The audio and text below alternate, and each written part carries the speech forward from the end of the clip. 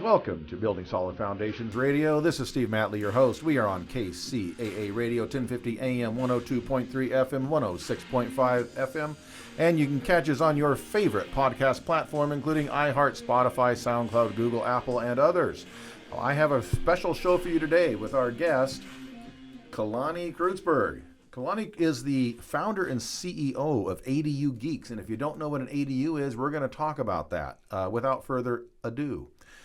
He is a graduate of University of San Diego in accountancy and a graduate degree in taxation, which are two subjects. I took some accounting and learned enough about it to know that I could not do that for my living or I'd have to slit my wrist. So congratulations on getting through that. I went to general business. He also was a logistician in the U.S. Marine Corps. So Semper Fi, good for you. All right. And he's a serial entrepreneur. A former, I say former CPA because you're not actively practicing that, but you still have a CPA license, I assume, right? Yes. Okay. And he is an ADU expert working in Los Angeles, Riverside County, San Diego counties in Southern California. And right now he's got about 136 ADU projects to his credit. Welcome, Kalani. Glad to have you on the show. It's nice to be here. Thanks for the invite. So, Kalani, you are an ADU expert. So first of all, let's talk about what is an ADU for anybody that may not know. Sure. An ADU is short for accessory dwelling unit, and it's basically a tiny house in your backyard. So if you've got 150 square feet or more, and just to put that in perspective, that's probably smaller than the size of your bedroom right now. But that's all I need to put a tiny house in your backyard. Or if you've got a garage, like a single car garage, I could convert that into a dwelling unit that you could then rent out for extra income. And that's why everybody's doing it right now. So I can't just take a tool shed and throw a bed in it and a porta potty and call it an ADU. What's required to actually make it a legal dwelling unit? Well, what's required is that everything is built to code, first and foremost. But the thing that makes it a dwelling unit is the kitchen. Okay. So you got to have a kitchen in there for it to be habitable, and a bathroom, obviously, but it's that kitchen. And what's interesting is your question is what makes it an ADU? There's a lot of granny flats, a lot of casitas out there that we all know are built, probably converted out of a garage, but may not be permitted. And so the process to get that permitted, and this ties into your question, is we get everything up to code, and then we put that kitchen in there and get the permits, and now we've got an official ADU. Okay, and now so to make a kitchen, can I just throw a hot plate in there? And I got a sink already because there's probably a bathroom in there too, is my guess. So is that count? I've got hot and cold running water. I've got a drain. I've got a hot plate. Is that going to be a kitchen, or do I need to actually put in a working stove and a separate kitchen sink and an oven, or what do I need? You do need some type of cooking methodology for somebody to be able to heat up their food. We don't have to get too crazy with it. It could be a small kitchenette. It doesn't have to be a full-blown kitchen. Camp stove? Sure, hot plate. Okay, so I could do that. And so it doesn't have to be go and outfit an entire kitchen and do the interior design and go to Home Depot and buy all the appliances. I can do it pretty simple and just countertop type plug-in appliances. Yes, you can. Okay, great. I know that there's people talking about buying sheds from Home Depot and converting them into living units, but I would have to insulate those things.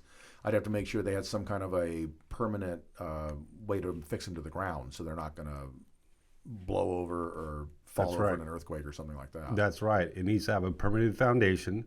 You need to have insulation in the walls.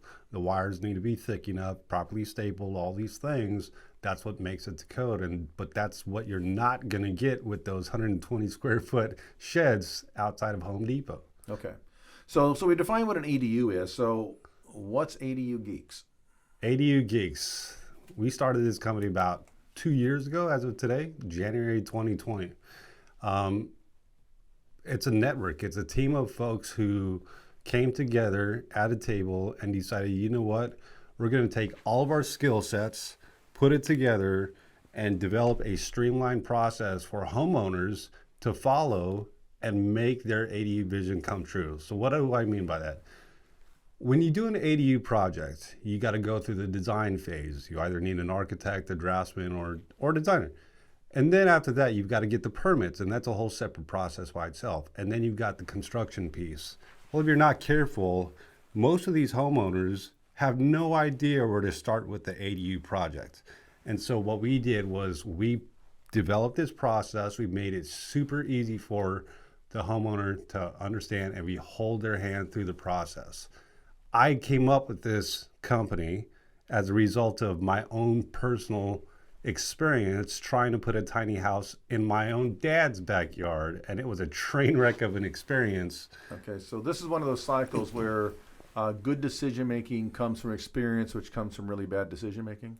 Yes. Okay. Yes. It was a school of hard knocks, a very expensive lesson for sure.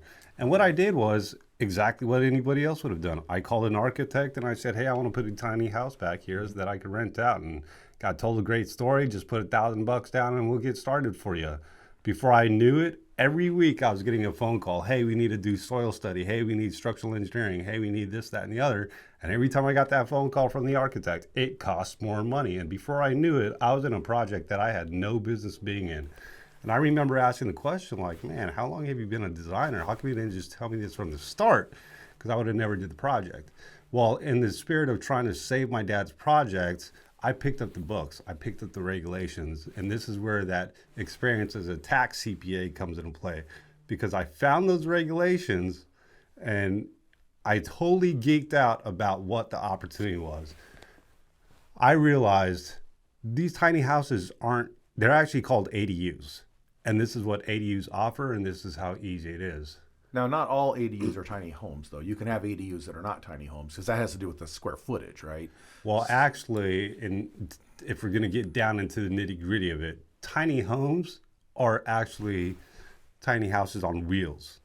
Okay. But for your listener, so they're portable. Yeah, way. Okay. yeah. So for your listener, I'm just trying to make it simple. Conceptually, we're talking about a tiny house, size-wise, in somebody's backyard. But I mean, if I had if I wanted to build an ADU that was 1,000 square feet and I had the space for it, that would still be technically an ADU because it's not the main house, but it's not a tiny home because it's a little bit too big for that. That's right. Actually, but ADUs, tiny homes work well for ADUs. They do. Yeah. They do. And ADUs can actually go up to 1,200 square feet. So right.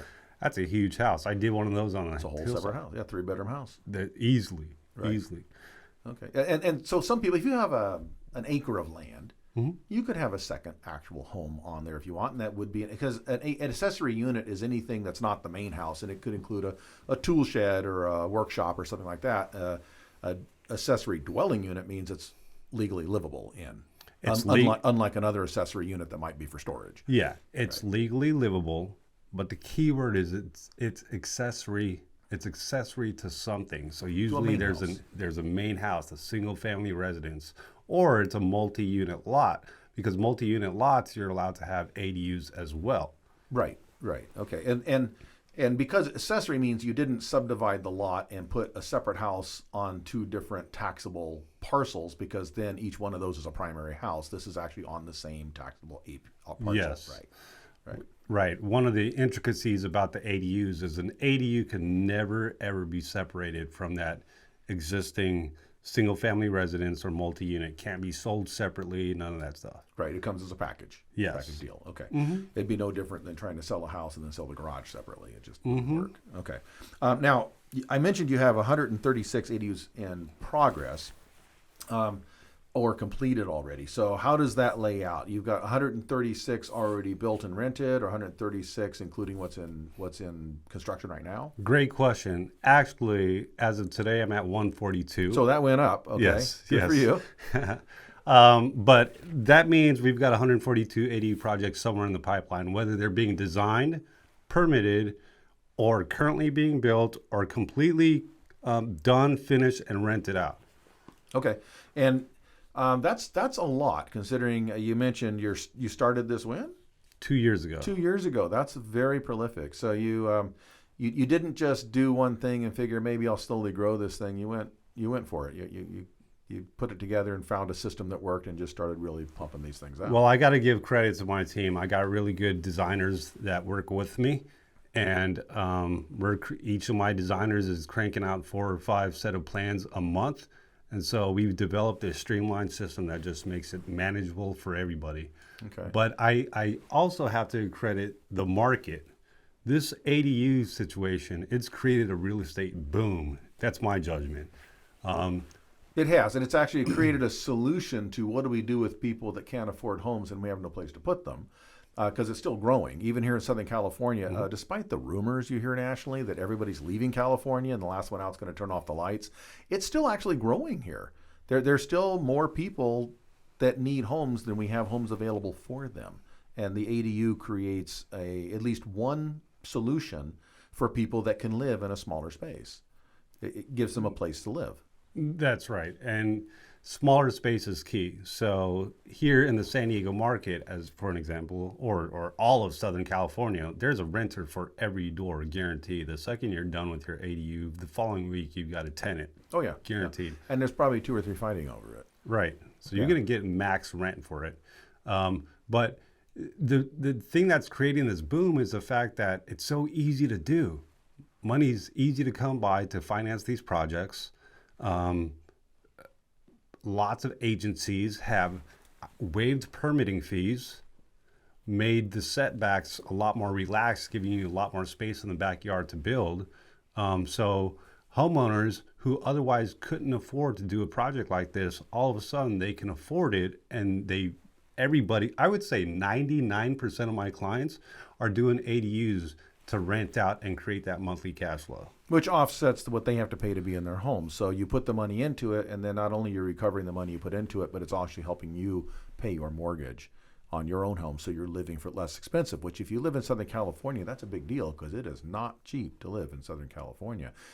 We're going to have to take a short break. When we come back, I want to get into some other questions with you on how ADUs work and some of the tricky parts, and I also want to talk to you about how things are going as far as material shortages. So this is Building Solid Foundations. I'm your host, Steve Matley. We're talking to Kalani Cruetzburg today about ADUs, and we'll be right back.